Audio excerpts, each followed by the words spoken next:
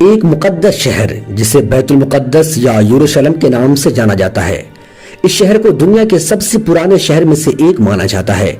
اس دنیا کی تاریخ میں ابھی تک سب سے زیادہ انسانوں کی جانیں اسی شہر کے لیے لی گئی ہے، اور یہ کہنا بالکل بھی غلط نہیں ہوگا کہ جتنی جنگیں اس شہر کے لیے لڑی گئی ہے، شاید ہی اتہاس میں اتنی زیادہ جنگیں کسی اور شہر کے لیے نہیں لڑی گئی ہو۔ اس شہر کے بارے میں یہ بھی کہا جاتا ہے کہ اس شہر کا ذرہ ذرہ مقدس ہے، اس لیے اسے بیت المقدس بھی کہتے ہیں۔ دوستو، ہم آپ کو بتاتے چلیں کہ یہ دنیا کا اکلوتا ایسا شہر ہے جس کو تینوں ابراہیمی مذہبوں یعنی کہ یہودیوں اور عیسائیوں اور مسلمانوں کے لیے حد سے زیادہ مقدس مانا جاتا ہے۔ یہودی مذہب کے مطابق ہماری دنیا کی شروعات اسی شہر سے ہوئی تھی، ساتھ ہی ساتھ ابراہیم علیہ السلام اپنے بیٹے کی قربانی کی تیاری بھی اسی شہر سے کی تھی۔ اتنا ہی نہیں، اس شہر میں وہ دیوار بھی موجود ہے جس کو یہودی مذہب میں سب سے زیادہ پاکیزہ مانا جاتا ہے، اور یہ دیواریں گریہ گرام سے بھی جانی جاتی ہے۔ دوستو، یہ دیوار اسی ہیکل سلیمانی کا بچا ہوا باقی حصہ ہے جس کو ہزاروں سال پہلے حضرت سلیمان علیہ السلام کی طرف سے بنوایا گیا تھا۔ اور دوستو، عیسائیوں کا ماننا ہے کہ یہی عیسیٰ علیہ السلام کی پیدائش کی جگہ بھی موجود ہے، بلکہ یہی وہ شہر تھا جہاں پر عیسیٰ علیہ السلام کو سولی پر بھی چڑھایا گیا تھا۔ ساتھ ہی ساتھ عیسائیوں کا سب سے مین کلاز ابھی یہی موجود ہے۔ اور اگر بات کریں مسلمانوں کی تو اس شہر میں الاقصی مسجد موجود ہے جس کو اسلام دھرم میں تیسری سب سے زیادہ پاکیزہ جگہ مانا جاتا ہے، یعنی مکہ مدینہ کے بعد سب سے زیادہ مسلمان اگر کسی جگہ کو اہمیت دیتے ہیں تو وہ یہی جگہ ہے۔ اس کے علاوہ مسلمانوں کے لیے یہ شہر قبلہ اول بھی ہے، کیونکہ کعبے سے پہلے مسلمان اسی شہر کی طرف منہ کر کے نماز پڑھا کرتے تھے۔ دوستو، اللہ کے آخری پیغمبر ہم لوگوں کے آقا جناب احمد مجتبی محمد مصطفیٰ صلی اللہ تعالی علیہ وسلم نے جب معراج کا سفر کیا تھا تو یہی وہ شہر تھا جہاں الاقصی مسجد کے اندر حضور صلی اللہ علیہ وسلم نے سبھی نبیوں کی امامت کی تھی۔ اس کے علاوہ سلیمان علیہ السلام اور حضرت داؤد علیہ السلام جیسے بہت سارے نبیوں کی قبریں بھی یہاں پر موجود ہے، جو اس شہر کی اہمیت کو اور بڑھاتی ہے۔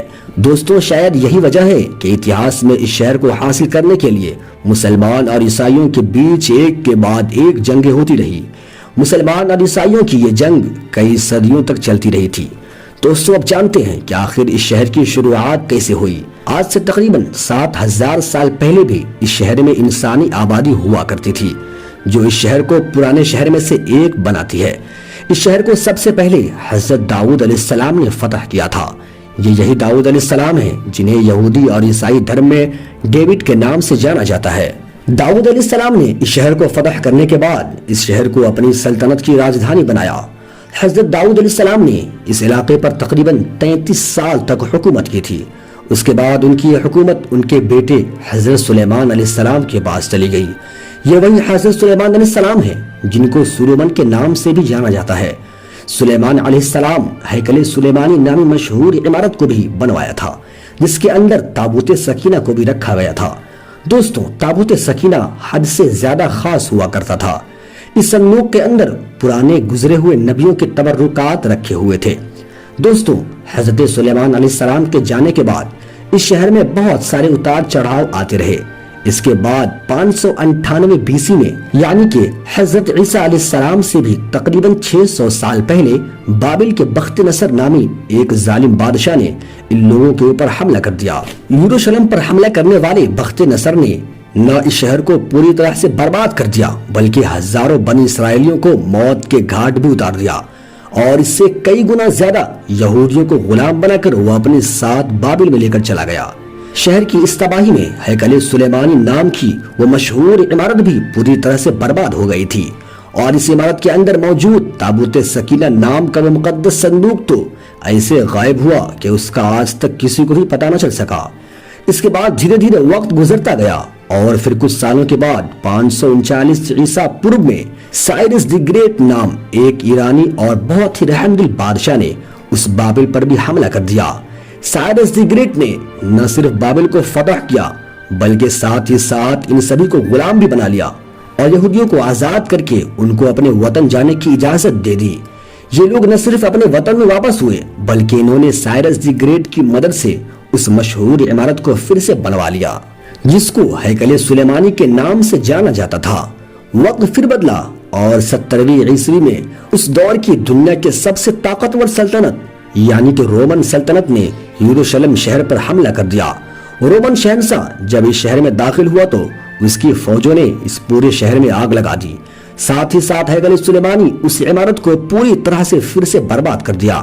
جیسے جیسے وقت گزرتا گیا ویسے ویسے یہودیوں کا رومن امپائر کے انڈر میں رہنا اور بھی زیادہ مشکل ہو گیا۔ 135 عیسوی میں جب یہودیوں نے رومی سلطنت کے خلاف بغاوت کرنے کی کوشش کی تو رومی فوجیوں نے بغاوت کے جرم میں اس پورے شہر پر ہل چلا کر اسے پوری طرح سے ویران کر دیا۔ اور اتنا ہی نہیں، یہودیوں سے حد سے زیادہ نفرت کی وجہ سے رومی لوگوں نے اب اس خاص جگہ پر کوڑا اور گندگی ڈالنا بھی شروع کر دی کہ جہاں پر کسی دور میں ہیکل سلیمانی ہوا کرتا تھا، یعنی یہودیوں کی سب سے پاک جگہ۔ یہ شہر کئی صدیوں تک ویران رہا اور آخرکار 638 عیسوی میں مسلمان کے دوسرے خلیفہ یعنی حضرت عمر رضی اللہ تعالی عنہ نے اس شہر کو رومن امپائر سے فتح کر لیا۔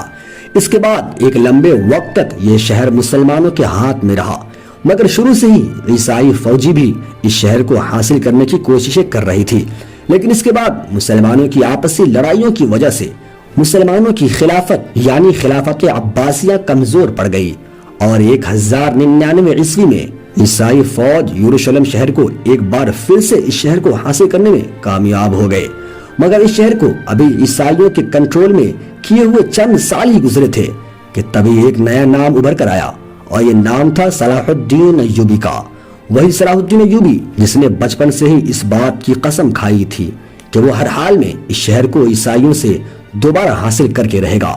یہی وجہ ہے کہ صلاح الدین ایوبی شروع سے ہی اس کو حاصل کرنے کی کوششیں کر رہے تھے اور آخرکار 1187 میں یعنی 100 سال سے پہلے ہی ایک بار پھر سے یہ شہر مسلمانوں کے ہاتھ میں آ گیا، یعنی صلاح الدین ایوبی نے اس شہر کو فتح کر لیا تھا۔